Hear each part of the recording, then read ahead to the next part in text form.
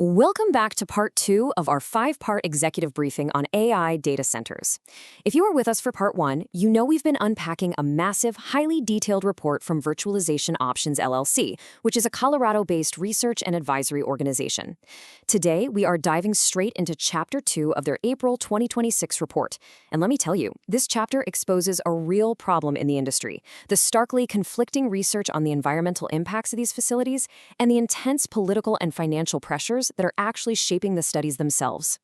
Our agenda for this part of the explainer covers the AI research divide, clashing data on power, the water dispute, local impacts, institutional biases, and finally, how to actually evaluate source trustworthiness.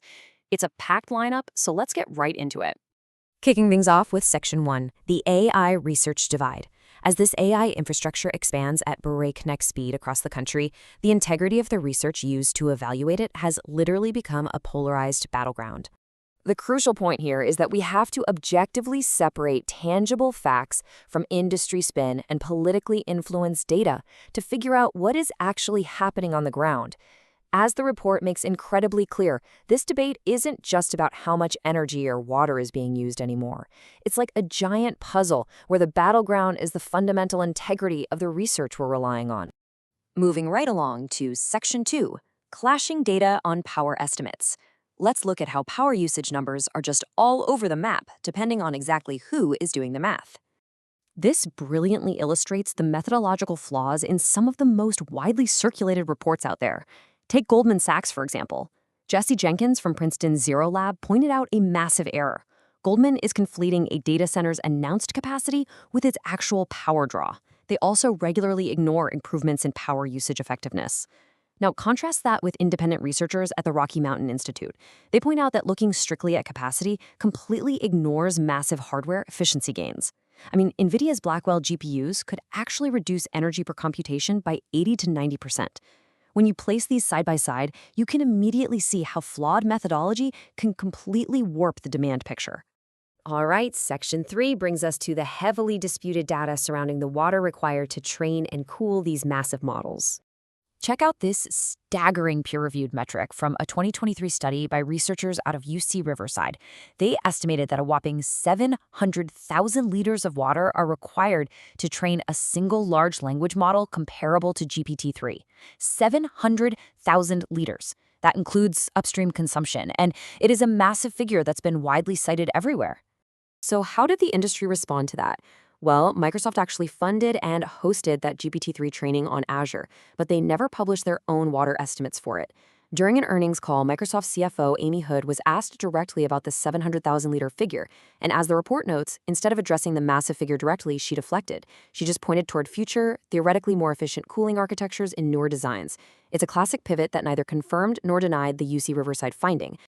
Let's zoom in a bit for Section 4, environmental and local impacts.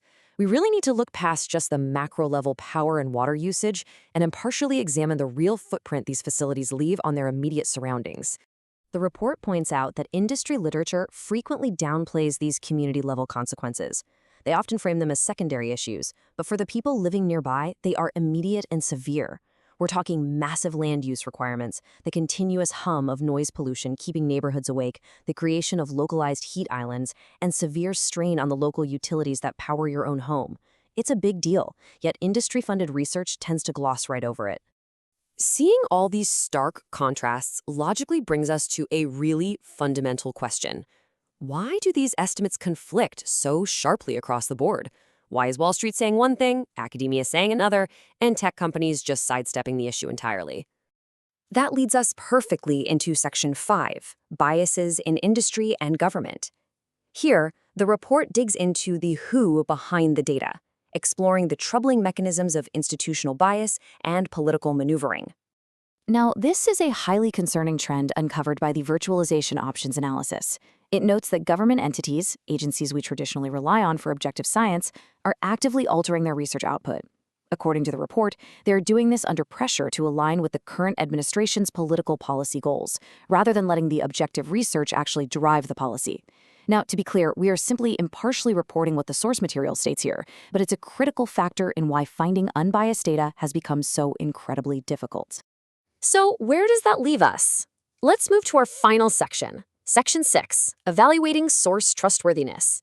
If the landscape is this contested, policymakers and industry pros need a practical, objective framework to assess credibility. The report provides this incredibly helpful trust audit matrix. For instance, the Lawrence Berkeley National Lab has historically been the gold standard, but the report flags them as currently at risk for political pressure. Then you have UC Riverside, rated highly for peer-reviewed work with no documented industry funding conflicts. The Rocky Mountain Institute is noted as a strong independent source. They do take some corporate funds, but they maintain strict editorial independence. And then there's EPRI. They are technically sophisticated, absolutely, but structurally conflicted. The report warns their forecasts often reflect their funders' interests, so treat those as upper bound estimates. To maintain intellectual honesty here, we also have to acknowledge what we just legitimately don't know yet. The report highlights some genuine uncertainties. First, the long-run trajectory of AI hardware efficiency is still a bit of a question mark over the next 5 years. Second, geographic redistribution. Where will these centers actually end up being built as policies and water availability shift? And finally, edge computing. We don't know what fraction of AI processing will eventually move to local devices at the edge versus staying inside these massive centralized data centers. That ratio is going to be a real game changer for aggregate demand. We'll wrap up on this provocative question from the report.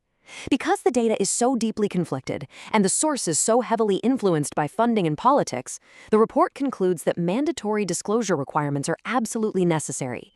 It is literally the only way to cut through the spin and demand objective transparency moving forward.